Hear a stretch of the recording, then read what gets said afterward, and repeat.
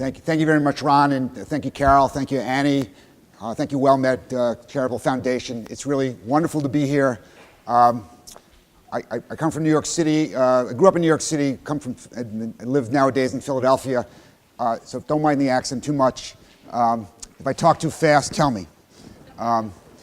So as Ron said, I am a psychologist, and I also, as you're going to hear in a minute, I've been a family caregiver a number of times in my life. My main job is I teach family doctors how to be nice, warm, humane people. We kind of get in a line and we give each other hugs and give each other attaboys to help them better encourage patients and family members in the important work of primary care. So I'm glad to see that the WellMed medical team is here as well. Before I get going, let me just ask a number of you some questions, because probably some of you talk with me beforehand, because I like to circulate and kind of find out a little bit about who's here in the audience. But how many of you at some point in your lives have been a caregiver? Okay, so pretty much every hand has gone up. And who's currently a caregiver? Okay. And how many of you who are caregiving currently are providing care for an aging parent? Okay, and how many of you are caring for a spouse? And how many of you are caring for a chronically ill or disabled child? Okay, one, okay. And how many of you are, I know a number of you are here getting CE credits, and we'll kind of make those CE credits worthwhile. So how many of you are working as care managers or social workers? A lot of you, okay. So that's very helpful to me. So let me tell you what I have in mind for today. I want to talk a little bit about caregiving in America, though I think Cynthia did a very good job covering that, so I'm going to just maybe highlight a couple things that she didn't cover. And then I'm going to talk about what I call the strains and gains of caregiving, because if anybody kind of captured what I'm going to talk about today, it was Annie, who when she was up here, she said, caregiving is rewarding but trying. And that's another way of saying caregiving brings strains, but there's also a lot we can gain from it. And a lot of what I'm going to be talking about with you today is how do we gain more from it? How do we glean the positive rewards from it as a way to better help us deal with the strains? So that's a lot of my emphasis. And then we'll talk specifically about how to do that. So how does that sound? Good, okay. And by the way, my presentation title is very informal. We'll go back, I'm going to stop at various times and we'll talk, and I'm going to jump in the audience and I'm going to play like I was Phil Donahue, except with a lot less hair. So let me start off with some personal stories. So this is a picture from 1942. This is my father just after he graduated from the University of Pennsylvania, and he's at a dance with my grandmother, who I was just talking about. My grandmother lived to 104 years old, and as I was telling Debbie, she was the meanest person who ever lived. And the reason that she lived to being 104 years old is that she never took any responsibility or any blame for anything. Anything went wrong, she pointed the finger at somebody else all the time, and so consequently she had no stress whatsoever. But I'm not really recommending that to you as a way of living longer or dealing with stress. But that's not really why I'm here, why this picture's up here. The picture's up here because my grandmother, you can see the expression on her face, she was glowing at this dance, because my father was the apple of her eye. He was the oldest son, and she was very proud of him, but she was also very possessive of him. So in 1942, when he graduated, he went off to fight in World War II in the Air Force, and then when he came back from World War II in 1946, he actually moved back into his parents' apartment in Queens, New York, and then let my grandmother, and that's an interesting slip, my grandmother doted on him for the next approximately 10 years. He was really a mama's boy. And then here's a picture from 1957 of my parents' wedding. My father finally got out of the house. And you don't see that much taffeta nowadays, but I think it's a kind of a nice look. And here's another picture from the wedding, and there's my mother on the right, and there's my father wearing the white tuxedo on the left, and there's my grandmother in between them. Which is where she liked to be in their marriage. So my grandmother and mother really competed for my father's attention and his affection throughout their marriage. And my mother kind of tolerated my grandmother. They weren't especially close, but she didn't put up too much of a fuss when my grandmother would demand things of my father all the time. So this worked out pretty well until when my father was 51 and I was 14. My father was diagnosed with brain cancer. And at that point, my mother and grandmother competed very, very heatedly over who was going to control my father's medical care. So my grandmother felt that even though my mother had the legal right to make decisions for my father, that because she loved him more, she should be the one to decide what hospitals he was going to be treated at and what treatments he was going to receive. And then she read about this experimental treatment for brain cancer in California and wanted my mother to sell our family home in Queens, New York, and move our family to California in order to give my father the best chance of surviving. And my mother, who had, like all of us, she had multiple family roles. She was a wife, but she was also a mother of 2 children, and she was a daughter to her own aging parents who lived nearby. She said to my grandmother, "No, I'm not going to sell the home." And at that point, basically, the relationship completely broke down. And so much so that my grandmother really blamed my mother for my father's death. And from the day of my father's funeral, my grandmother and mother then did not talk again for 17 years until the day of my wedding. So I share this story by way of saying, caregiving sometimes brings families closer together, but it also has a potential for driving family members further apart from one another. And my family's story is a story of family members being driven further apart, which really compounded the suffering caused by what occurred. It was bad enough that I lost my father, but thereafter I had a very strained relationship with my grandmother, because when I would go over to my grandparents' house, my grandmother basically just badmouthed my mother all the time. So I grew up to be a psychologist, and then became a psychologist working with caregivers primarily because of what happened in my life. And really I have the mission in my work to help family members like you do a better job at this than my family did. So if you live long enough, you have more than one family caregiving experience. So my mother got remarried, and she had a very nice next marriage to a man with whom she eventually retired, and they moved to South Florida and lived in a gated golf community. My stepfather was playing golf 3 times a week until he developed Alzheimer's disease. And my mother herself was becoming more frail and was really struggling caring for him. So much so that in 2010, my wife and I decided to move them up to live in an apartment about a mile from us in Swarthmore, Pennsylvania, just outside of Philadelphia. And then my wife and I got very involved in caring for the 2 of them, but mostly supporting my mother and caring for him. And I would take my mother to the nursing home where my stepfather eventually wound up, and she would sit there maybe 3 times a week, literally spoon feeding him lunch. In this place, which I found kind of very dreary and dismal and not a really wonderful place to be. But for my mother, she would always leave at the end of serving him lunch, feeling completely, elated that she had somehow got lunch into him, but that she had somehow done something to help him. That satisfaction for her was extremely rewarding, and that made an enormous impression on me. My stepfather eventually died, and then my mother was living alone in the apartment until, unfortunately, she developed dementia as well. She developed vascular dementia.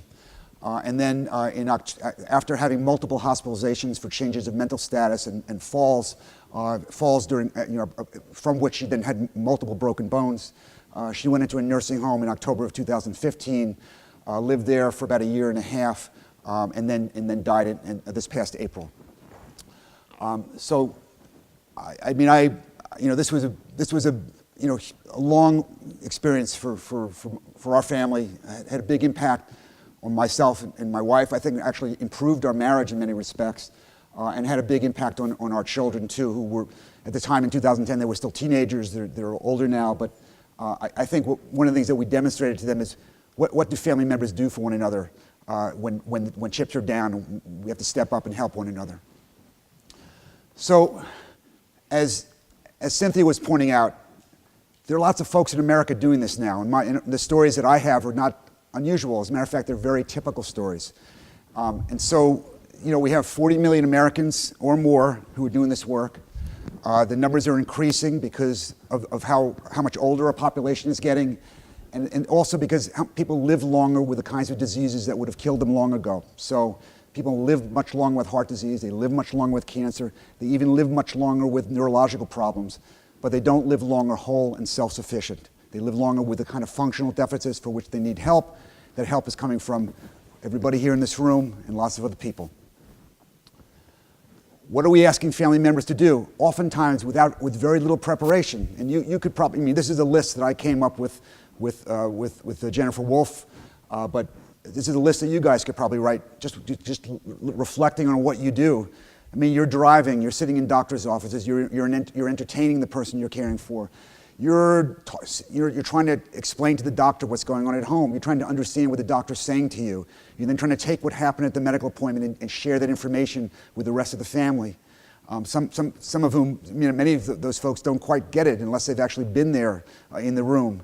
You end up being kind of a case manager to a large degree. Even though we got plenty of case managers sitting here in this room, what ends up happening lots of times, and this happened with me as a family caregiver, is the primary care doctor didn't get the records from the hospital for some reason.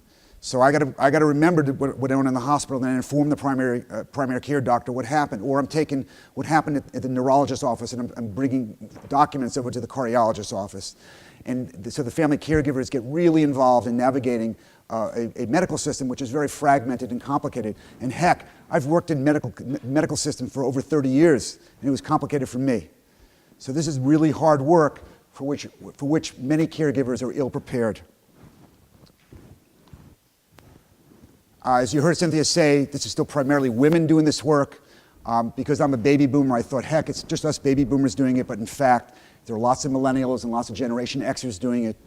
And that if you boil it, all those 40+ million down to one person, it would be a 49-year-old woman who's been caring for her mother for about 4 years. She works at least part-time. And in addition to caring for the generation above her, she still has responsibilities for caring for the generation below her, for children or maybe grandchildren. But this is the classic sandwich generation caregiver. This is the person who's being pulled in this direction, pulled in that direction, and they're under a lot of duress. And I can look around the room and probably about half of you fit that profile. So I'm sure that's familiar to you. So let's talk specifically about Alzheimer's disease and how many of you are dealing with a loved one with dementia? Okay, man, a whole lot of you, and my heart goes out to you. So what do we know? We know about 5 million Americans, more than 5 million Americans have Alzheimer's disease today. In the next 30 years, that's a number that's going to either double or triple, just on the basis of the fact that our population is aging. All of us, people in my generation, us baby boomers, as we get older, the rates of dementia are going to climb for the country as a whole. We know that most folks with Alzheimer's disease are being cared for, not in nursing homes, they're being cared for at home by family members. So this is a family issue. And here is a statistic that I like to cite because I find this always very, very telling. At the time that a loved one is diagnosed with Alzheimer's disease, and granted, many of them may have had symptoms for years prior to actually getting the diagnosis, but on the day that they get the diagnosis, on average, they have another 7 to 8 years of life ahead of them. But if you ask their family members on that day how long they expect to have to provide care for, the greatest portion of them will tell you 2 years. So what does that mean? That means from the get-go, there's a discrepancy between how long people expect to have to provide care for a loved one with dementia and how long they're going to most likely provide care for someone with dementia. And that is the difference between thinking you're running a sprint, and how do we run a sprint? Any of you here, track stars in high school, you go all out. You don't hold back. You just put the metal, put the gas pedal down. Thank you. That's what you call a senior moment. But thank you very much. But you go all out. You don't hold back at all. That's not the way you run a marathon. You run a marathon, as we'll talk a little bit more, by pacing yourself, by conserving energy, by replenishing yourself. If you go at caregiving, dementia caregiving, as if you're running a sprint, and then it's not year 2 anymore, now you're into year 3, and you're into year 4, and you're into year 5. Basically, you burn out unless you've taken steps to run the race the right way. So this is one of the main things I discuss with folks who are caring for a loved one with dementia. We'll talk a little bit more about this in a while. I want to hasten to add that lots of caregivers, many caregivers, have positive experiences with caregiving. As a matter of fact, I would say to a large degree, most caregivers have at least some positives with caregiving. So there we have about a third of the caregivers will tell you that they're highly stressed by caregiving. About half of them will say that they're somewhat stressed. But there's about that 16 to 18% of folks who say they're not at all stressed. They'll tell you that they're just being good daughters or being just good wives. They're the folks that Cynthia mentioned who don't even identify themselves as caregivers. They basically say, I'm just doing what a good family member is supposed to do. Most of the time, those are not the folks who come to conferences like this, because why would they go to a caregiver summit if they don't think of themselves as a caregiver? And they don't contact Caregiver SOS because they don't identify themselves as caregivers. So these are the folks who we want them to identify themselves as caregivers so that they can then avail themselves those support services that would help them run that long race better. So I want to just kind of unpack this idea a little bit more, that there are folks who see caregiving in a very positive light. There's folks who see it in a very negative light. I personally see it as a kind of mixture. But there are two sets of research that have been done which don't really fit very well together. So this is the gentleman up in the corner here is Dr. Rich Schultz. He's a social psychologist at the University of Pittsburgh, one of the most renowned dementia caregiving researchers in the country. And in the late 1990s and early 2000s, he did a series of studies which found that dementia caregivers had a cascade of health effects. So they often showed up in doctors' offices complaining of insomnia, because they were up in the middle of the night, kind of with one ear cocked, listening for, is my loved one getting up? Is my loved one going to try to go to the bathroom? Are they going to fall down? Are they going to try to wander around the house? Are they going to try to wander around the neighborhood? So these caregivers would then become habitually sleep deprived, not just for days and weeks, but for months and years. And then we know that when people are chronically sleep deprived, that predisposes them to other health problems.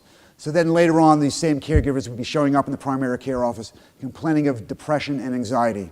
And we know that among dementia caregivers, the rate of at least mild depression is about 50%. And then later on, these folks would be showing up with neck and back pain, literally because from the wear and tear over time of helping their loved one in and out of bed, on and off the commode, up and down the stairs, in and out of the car, that it would just begin to wear them down. So this is, when Rich Schultz's study came out in 1999 in the Journal of the American Medical Association, a very, very prestigious journal, this made a really big impact on the public health community, especially one statistic that Dr. Schultz found, and that is he looked at these dementia caregivers and he found that they had the sleep problems, the depression and anxiety, the musculoskeletal problems, and then they neglected their own health care. They weren't going to the doctor's office for their own health. They may have been going to the doctor's office 2 to 3 times a month for their loved one's health, but they weren't having their own blood pressure checked, they weren't having their own diabetes checked, and consequently, they died at a 63% higher rate than same-age peers with the same conditions who were not caregivers. So this came out in 1999. There was a lot of publicity for this, and one of the things that happened as a direct result of this research study is Bill Clinton, one of the last things he did just before he left office in 2000, he signed the revision at that time of the Older Americans Act, which was the first time we initiated what is called the National Family Caregiver Support Program, which is administered through every one of the area agencies on aging in the nation, including, I'm sure, the Alamo Area Agency on Aging, which provides support services for caregivers directly, that occurred specifically because of this study. Because we didn't want folks who were doing this good, hard work, providing care for loved ones, having these terrible health effects and dying sooner than they needed to. So this had a very large impact. How many of you have seen the movie Still Alice? Okay, good movie, bad movie? Pretty good, okay. See what, I found it kind of depressing. Maybe it's just me. You know, I've had this debate with folks.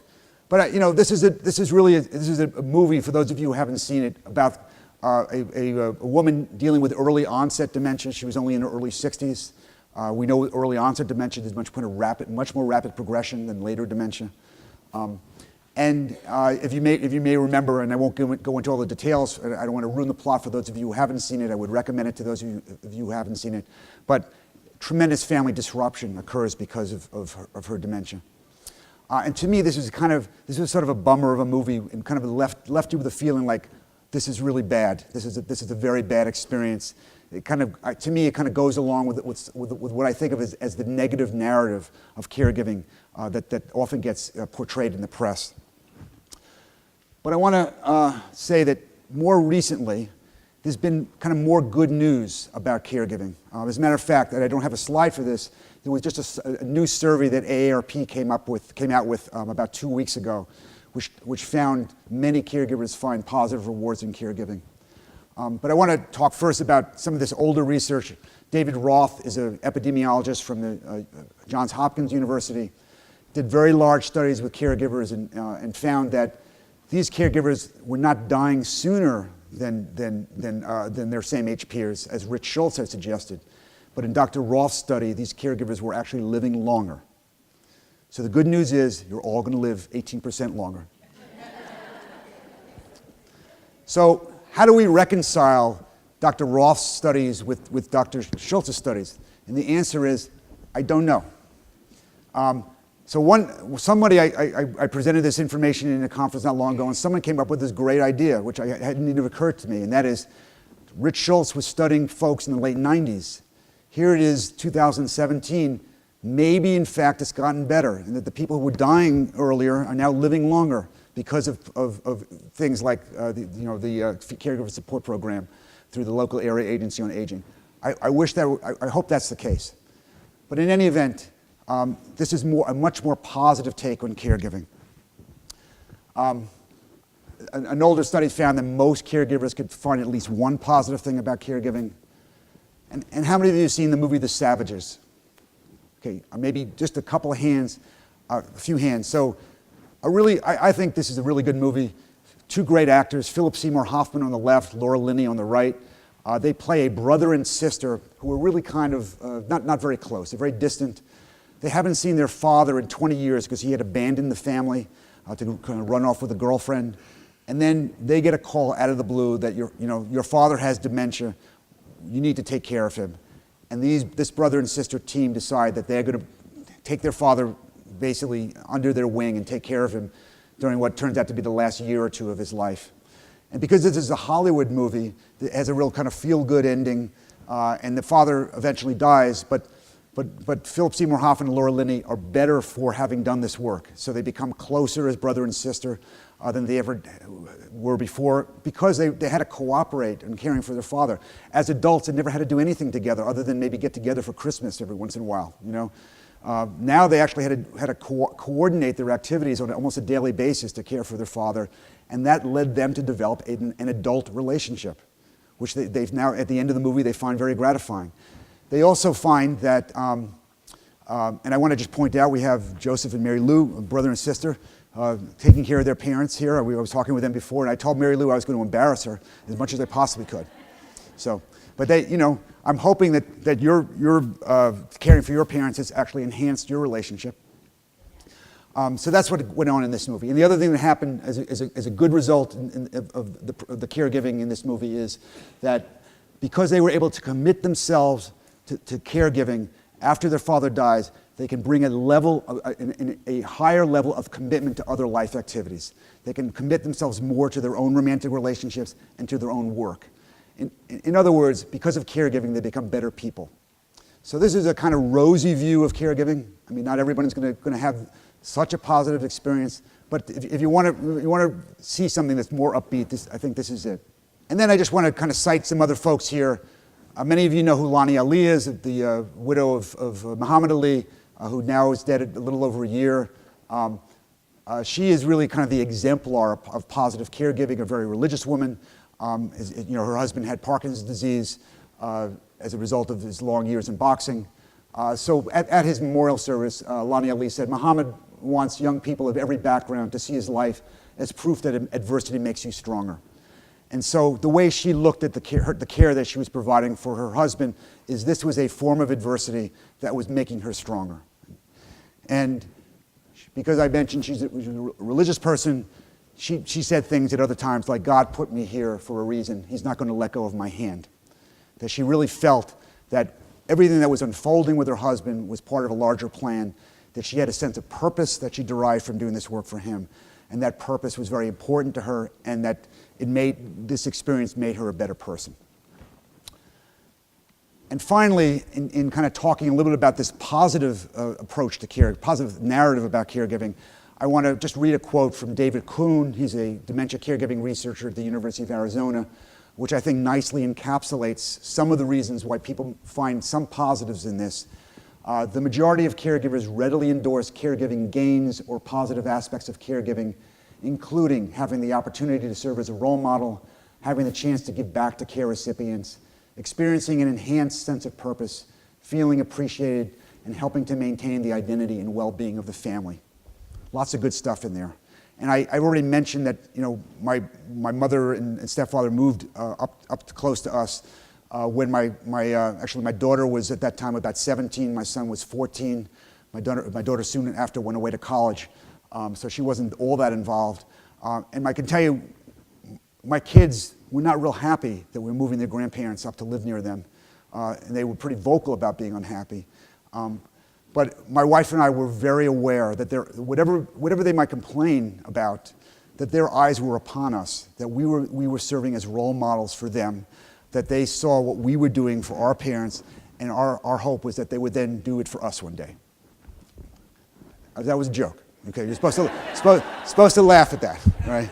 So when you didn't laugh, you really made me very nervous. So anyway. As I mentioned, caregiving brings strains and gains. And so I think the task for all of us in our lives, in our own individual lives, and those for the professionals in the room, in the clinical and social service work that we do is basically how do we minimize the strains and how do we maximize the gains? So before I go on, let's stop and see, have I said anything that was surprising to anybody so far? Okay. Yeah, I've seen a lot of heads go, shaking, and that's usually what I do. I usually tell people what they already know, but I try to do it in a nice, kind of jovial way, and people seem to like that. But a lot of this, I think, is commonsensical and kind of reflects a lot of our experiences. That many of us have a mixture of experiences.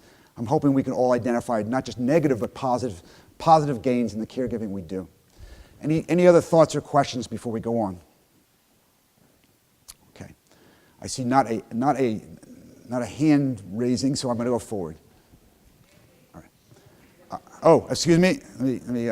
Okay. You know what I'm going to do? Here's where I get to play Phil Donahue. I'm going to go running through the audience, and you have to give me your name. Whoops. My name is Alice O'Brady, and I'm a caregiver for my sister. And my question is, because you talked about caregiving in the United States, and this is really not your point, but it makes me curious about caregiving elsewhere. And do you have information about other developed countries and developing countries? I'm curious about that. Okay, Alice, I'll be real quick with this. I had the opportunity to go to Japan in July and give a series of talks on caregiving there. So just to kind of give you a comparison, in our country, we have about 15% of our population is now over the age of 65. In Japan, it's 26%. We're going to, as our population ages, we're going to top out at around 20%. And by year 2030, so about 1/5 of our population is going to be technically senior citizens. In Japan, it's going to be 40%. Okay, so in Japan and other countries, the issue of aging and with that the issue of dementia are even more pressing issues, and maybe as a result of that, the level of social service for caregivers in other countries is much higher than exists in this country. So one of the things, I'll just again use the example of Japan. In Japan, when you turn age 40, everybody is required to pay into long-term care insurance. Just like everybody in this country, you're required to pay into Social Security. In Japan, you pay into Social Security and you pay into long-term care insurance, which means that at the point at which you get older and you need services, those services are there for you because there's a payment system for them. Or if you compare the United States with, say, Sweden, Sweden pays caregivers to do the work that they do. That's only just beginning in this country to a degree. So I think we have a long way to go to kind of catch up with other countries in terms of providing care for caregivers here. All right. Shall I go on? Okay. All right. Here's a picture of my book. The book, I will just say to you, is about the positive, trying to find those positive rewards of caregiving, trying to find gratitude and optimism and hope, etc. And I can talk more about that with you later if you're interested.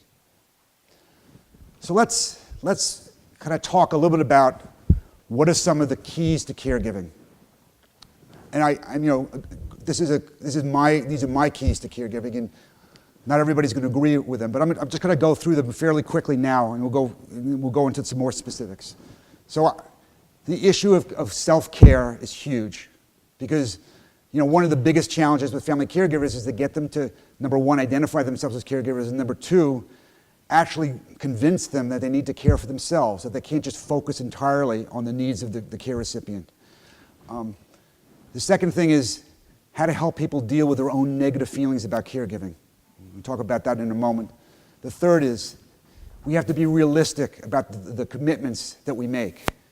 That, sometimes I ask people, how much you're willing to do for your loved one, and the answer comes back, I'll do whatever it takes. Well, that sounds good. In theory, it's good. In reality, that is awfully tough to achieve without knowing what's coming. It's like signing a blank check. Like you don't really know what you've signed. You don't know what the cost is going to be over time. Obviously, utilizing support is huge. That's why we have caregiver support groups. That's why we have a room full of people here, because when we stand shoulder to shoulder with other people, it matters tremendously. And then I'm going to really spend a lot of time talking about positive meanings here of caregiving. So let me unpack this a little bit more. You already heard me talk about the caregiving as a marathon, not a sprint. And I kind of, I beat this metaphor to death. I just use this one so much because people get it. And even if they've never run a race before, people get that if they think about this as something that it's a long-term commitment that they're making, then there are certain things that they need to do at the beginning in order to fulfill the mission that they set for themselves. People don't go into caregiving saying, well, I think I'll do this about halfway through and then I'm going to quit, right? They don't. They say, I'm going to do this for as long as it's necessary to do this. They want to go from start to finish without knowing how far the finish line is off. So let's assume the finish line is way off. Then what is it going to take to get to the finish line?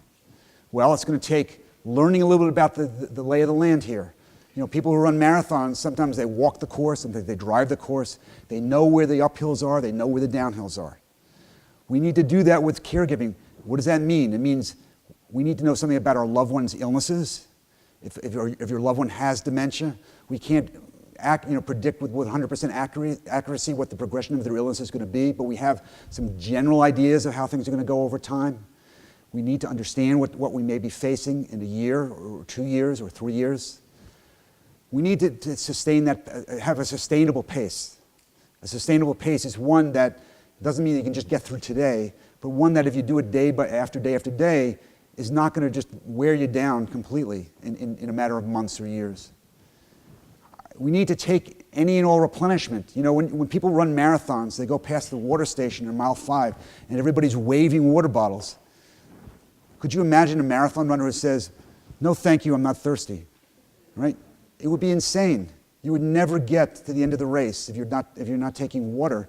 And yet that, in fact, is what caregivers often do. They decline help as if accepting help is shameful. But accepting help is, in fact, smart because that's what gets you to the end of the race. And then, as I mentioned earlier, running alongside others. I don't know if any of you have ever been a runner, but when you were running in a pack of runners, you're all kind of moving along, you just seem to keep going. You know, that group momentum carries you on. Or when you have people on the sidelines with banners with your name on it, waving your name. You don't just kind of like poop out in front of the banner saying, I'm done, right? You keep going. Right. I mentioned this idea of trying to deal with both negative and positive feelings. What are some, you know, lots of us may feel some joy and gratitude in caregiving. Lots of us also feel like, what a pain in the neck this is. I got to do this again. I don't want to do this. I'm tired. People wake up with a sense of dread. You know, they say, ugh, I don't want to do this. So what then happens, unfortunately, is they say, oh my God, I shouldn't feel so negatively about that. You know, I don't really hate my mother. I don't hate my father. You know, it's not, you know, but then they then feel guilty. And what happens when people feel guilty is they try to kind of compensate for the negative feelings they have by like doubling down on the caregiving routine that they had. And they become very rigid about how they go about caregiving. And one of the things I know is that caregivers who are very rigid are not good problem solvers. They don't adapt well to the change that's required. We need people who are flexible, who are willing to change. So guilt, it doesn't help that. So I spend a lot of time with caregivers basically saying to them, it is normal and expectable for you to have negative feelings. For the caregiver who has no negative feelings, I look at them like, you're kidding, right? I don't really believe it. And for those, I help people try to distinguish between, I could hate the caregiving tasks. I really don't really enjoy toiling somebody, frankly. I don't enjoy having to pull them out of bed, okay? But that doesn't mean I don't love the person I'm providing that care for. Okay, so you can hate the task and love the person. That's okay. And then, really, it's okay, and we'll talk a lot about this in a moment, it's okay to set limits on the caregiving tasks that you're doing. It doesn't mean that you're a bad person when you set limits. Okay? I'm looking around the room and I can see, that's going to take a little bit more persuasion to get you to accept that one. But that, we'll take care of that in a second. All right. So here's where we are. How do we set limits? There's a concept that comes out of, originally came out of the military, which is mission creep, right? So mission creep is, we got a situation where there's rioting in the embassy in Beirut. We're going to send the Marines in there. They're going to protect the embassy. And then the next day they say the Marines are going to protect the embassy and they're going to protect the road to the embassy. And the day after that, I'm going to say the Marines are going to protect the embassy and then they're going to deliver foodstuffs and they're going to do 3 or 4 other things. And the mission is very amorphous and it keeps expanding over time. I think that's what happens with caregivers. You say, Dad's not doing well. I'm going to do whatever he needs to do. And maybe early on, Dad just needs some help with the checkbook. Or maybe Dad needs some help taking the garbage out. Or maybe Dad needs the lawn mowed. But then maybe later on, Dad needs someone to stay with him in the middle of the night. Or Dad needs, he needs something else entirely. Unless we begin to think through what exactly we're committing to, it can become, the job just becomes enormous and then becomes overwhelming to us. And so I spend a lot of time with the caregivers from the very beginning talking with them about 2 questions. What are you willing to do and what are you able to do? Willing, and I'll give you some examples of willingness. I mentioned my stepfather. My stepfather and I did not have a good relationship, right, for a lot of years. He came into my life when I was a rowdy teenager. We did not get off to a good start. And I had a relationship with him where I was willing to do certain things for him. I was willing to make sure he was well fed, that he was safe, he was well cared for. But I wasn't going to do the things that my mother did for him. I wasn't going to spoon feed him. I wasn't going to entertain him. That wasn't my job, nor was I willing to do that. That wasn't the kind of relationship I had with him. By the same token, like all of us, I had multiple responsibilities. I had a job. I had to care for my own kids. I had a relationship with my wife. I had to care for my mother. I had lots of ways I had to divvy up my energy to try to meet all the needs. And I felt, and maybe some of you felt this way, I had this chronic feeling that I was never doing a good enough job with anything I was doing. I wasn't being a good enough dad. I wasn't being a good enough husband. I wasn't being a good enough caregiver. It got to me after a while. So I had to also step back and say, I've taken on too much. I'm not able to take on all this. So what am I not going to do? And if I'm not going to do it, my responsibility was then to figure out how it was going to get done. Maybe that meant we were going to hire more home health aides. Maybe that meant I was going to make my brother do. There's another interesting slip. I was going to ask my brother to do more. The point is, by defining my own commitments, I was trying to maintain control over a situation that over time was beginning to feel more and more out of control. And that was one of the main ways I coped. Does that make sense? Okay. Onward. I don't think I have to belabor this one because I think that this should be pretty self-evident. We all need support. But I will tell you that many folks feel that if they ask for support, it means that there's something wrong with them. There are lots of folks who don't go to caregiver support groups because if you go to a caregiver support group, you must be failing on the job, as if you're emotionally weak. And that is a shame that they feel that way, because that, in fact, means that they deprive themselves of the company of other folks with whom that they have a sense of camaraderie and they can share ideas, they can talk shop. So they deprive themselves of that. So I'm glad that you're all here. I'm glad that, and I'm hoping that you're going to support groups and reaching out for support in other forms. All right. And now, kind of a lot of the work that I do is about helping people find the positive meanings. So what does that mean to find the positive meanings? That we all make choices to provide care. Why do we make those choices? What are the values that underlie those choices? So I could say that I decided to take care of my mother because she was my mother.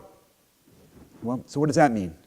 That she gave me certain things in my life that were important to me, that I felt that I wanted to give back to her. The other reason is, if I'm going around the country being a caregiver talker, presenter, I sure as heck better walk the walk and not just talk the talk. Right? I'm not joking about that either. All of us have reasons that we do this. Some of them are spiritual reasons. Some of them are reasons that have to do with money. That we have values that underlie our choices, that are important to identify and bring to the fore, so that we can focus on those things. One of the ways I do that with caregivers is I ask them sometimes a question. I say, I want you to imagine it's 5 years from now, and you're looking back on what you're doing now. What do you think you're going to say to yourself about this? Right? And what do you think people say? People say, looking back 5 years from now, it was really hard, but I think I'm glad I did it. Because from that perspective, for putting themselves into the future and then looking back, they can see that there's value in what they're doing now, despite how hard it is every day to do what you're doing now. It's like forest and trees. We have so many little things we got to do every day. We can get focused on each of the trees. Sometimes it takes that longer view to see the forest, that actually what we're doing is a really good thing.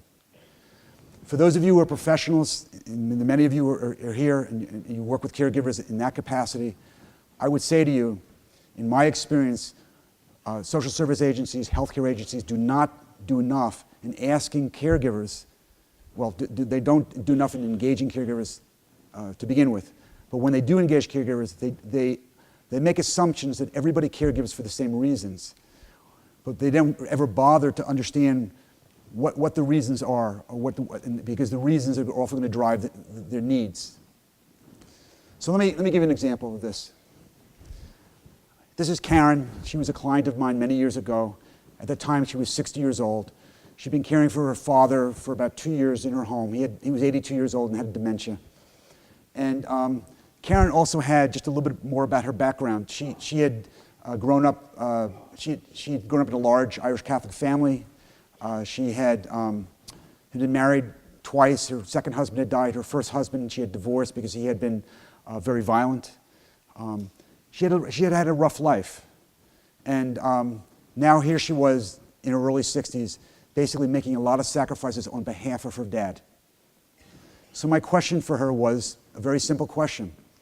First of all, she told me the story of what she did. And then I said to her, why do you do all that you do for your dad? Not a hard question. And she did what almost always happens when I ask caregivers that question. She kind of stopped and kind of looked at me like nobody's ever asked me that question before. And then she said a few things. She said, well, first, because I love him, and secondly, I couldn't imagine living with myself if he ever had to go into a home. The pain that I would go through seeing him and somebody else taking care of him, I know would be horrible. Okay, so what do you hear in that? You know, she says what a lot of caregivers say, that no one's going to do as good a job as me at this, right? And is that true? Absolutely. Actually, I believe it's absolutely true, okay? I think that if all of you say that, no one's going to do as good a job as me, 99% of the time you're probably right, because no one's going to care as much about you, no one's going to try as hard as you. But that kind of leads to another question. Does the caregiving have to be perfect, or can it be good enough? Right? Is it okay for someone to come in who doesn't do quite as good a job, but does an adequate job? Is that okay? My answer to that is yes. But that was her first response to my question. And then I kind of asked a little bit more about it, and then she said this to me. And Karen said, shortly after I was pregnant, I left my husband, and then after the child was born, I decided I was going to go back with him. And my parents knew it wasn't going to work. And my mother kept saying, you'll go back and have another baby. And my father said to me, you can always come home. I don't care if you have 10 babies, you can always come home. He left that door open for me, and I did just that. I went back and had another baby and came back with 2 babies. And I'll never forget that. I always knew I could go home. So what are you hearing in this? What is the value here that Karen is bringing to the fore of why she's providing care for her dad? Okay, I didn't really pick that up, but okay. I heard a lot of people talk at once. I didn't really hear what any one individual said. Okay, so So when people say love, I always say to them, and I'll say to you, what do you mean by love? That sounds wonderful. But what does unconditional love mean? There's no expectation. So even, I think, with her, if she didn't care for her father, she probably knows deep down he would say that's okay. That may be. So I pushed you a little bit because I want to kind of get as far down deep into what people's personal meanings are as possible. And what I would say about Karen, let me go on. What I would say about Karen is that it was very important for her to give back to her dad because at a time when she was in crisis in her life, when a lot of fathers would have said to her, you go back and work this out with your first husband. Her father said you could always come home. And she left her first husband and she went on and had a much better second marriage. And that he enabled her to have a better life. And long before he ever developed Alzheimer's disease, she had a sense of gratitude toward him and sought an opportunity to give back to him. And when Alzheimer's disease came along, that was an opportunity for her to give back to him. So she wants to do this work because it's her way of giving back, and that is her way of loving him. And I'll just kind of add one other quote from Karen. When you don't have to do it anymore, you're so thankful to God that you've done this. I can't begin to tell you how rewarding it's been for me. I've taken care of my mother-in-law, my father-in-law, my mother, my husband. And sometimes this is the hardest because I'm so close to my father. But I know that on those other occasions, I was always very thankful, that it was almost like a privilege or a gift that I was there with them and I was able to take care of them. So Karen is what I would call a serial caregiver. She goes around caregiving people. And not everybody's going to feel like she feels. But again, if you know a little bit about her backstory, which, by the way, for the professionals in the room, is like I'm all about the backstory. And her backstory is she worked in a factory her whole life just to make money to support the family. It was not that gratifying work. But the work that she did for family members, that's where she really felt like she made a difference in this world. And the work that she did for her dad in particular was where she really felt she made a difference in this world. It also so happens that, that Karen was a very religious person. And she felt that God had put this in her life path, and she wasn't going to turn aside from that. So this work had a lot of meaning for her. So for the professionals in the room, if you met Karen and you didn't have this conversation with her, you didn't know all this stuff, but you saw that she was burnt out, and you said to her, we've got a great respite program, or perhaps we'd like to attend our caregiver support group, or how about some home health aides? What do you think she would say? Why? Connie? Did I get that right? No, Cassandra and, all right. Yes. Yeah. Right. Because if you just said to her, caregiving is stressful, you need help with stress management, she would basically say, you don't really know what my life is like. What the advice you're giving me doesn't fit me, and I'm not going to follow your advice. She wouldn't come out and say that. She would basically just say, great. She would take your brochures, but she would never show up in anything, right? So having a conversation where we identify some of the positive meanings is very important for professionals, and for caregivers, being able to identify your own reasons for doing this and keeping them kind of in the forefront all the time and not losing sight of them is extremely important. Oh yeah, forgiveness. I forgot about that one. All right. Well, let's say things aren't so rosy in your relationship with the person you're caring for. Let's say, that it wasn't a father who helped you, have a better life. Maybe it was a father who made your life miserable. And now you're in a position where you're being asked to care for that person. Okay? Could you imagine such a circumstance? Okay. It happens a lot.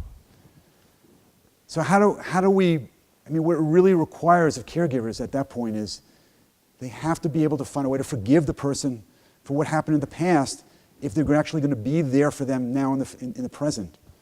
And I got to tell you, frankly, I see caregivers who cannot do that. They'll say to me, I was victimized by that SOB before. I'm not going to be victimized by the SOB again.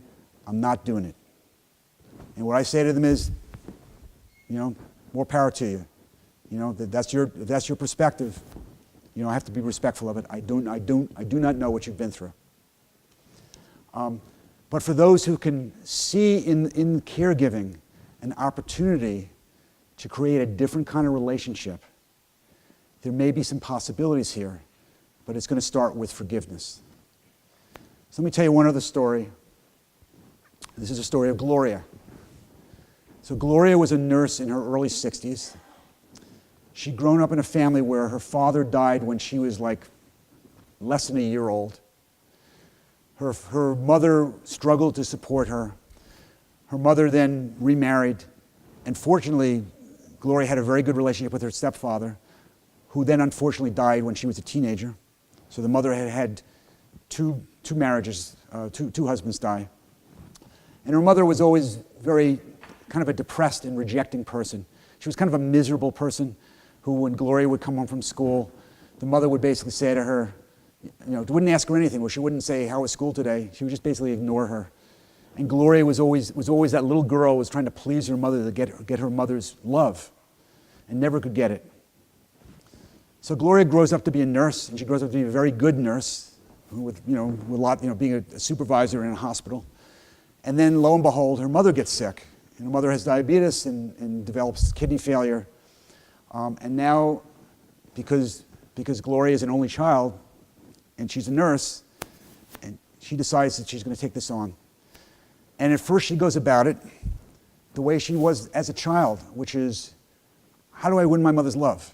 How do I prove myself that I'm actually a good daughter? My mother will finally treat me nice. And what do you think happened? Mother, again, really rejected her, criticized her, told her that what she was doing was not good enough, told her she wasn't doing enough. And Gloria just felt crushed. And so what we worked on was finding a way for Gloria to approach her mother kind of more from that compassionate standpoint that Cynthia was talking about, which is she cared about her mother, but she wasn't going to be so wrapped up in her mother's reaction. And the fact that Gloria was a nurse gave her an opportunity to actually approach her mother as a professional. She could be professional Gloria, going to her mother and saying, "How's the patient today?" She could treat her mother the way she would treat any patient in the hospital and not really respond to her mother's misery.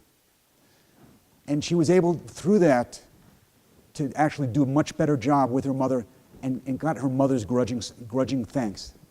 So what it required of Gloria was these things on the slide. She had to see her parent as not the mother of old, but a different person who's now really being affected by illness and much more vulnerable. She had to practice compassion, but maybe not empathy. She couldn't get too far involved in whether her mother was happy or sad. Because the fact is, just like the Serenity Prayer says, she was not going to control whether her mother was happy or sad. She had to accept that her mother was who she was. And then finally, because she was able to take the stance, which was kind of less wrapped up in trying to get her mother's approval, she was able to say that the last 2 years of her mother's life, providing care for her mother, were the best 2 years that she ever had with her mother, and the best relationship she ever had with her. And that she was very grateful for that improved relationship. Caregiving brings strains and gains. What I work on, and what I'm hoping all of us here can work on, is how do we approach this flexibly and with determination, but how do we look for what's positive and transformative in this? How do we not get bogged down in what can feel like the stress and negativity of it, but how do we find those positive rewards that can carry us through? Thank you very much for your attention.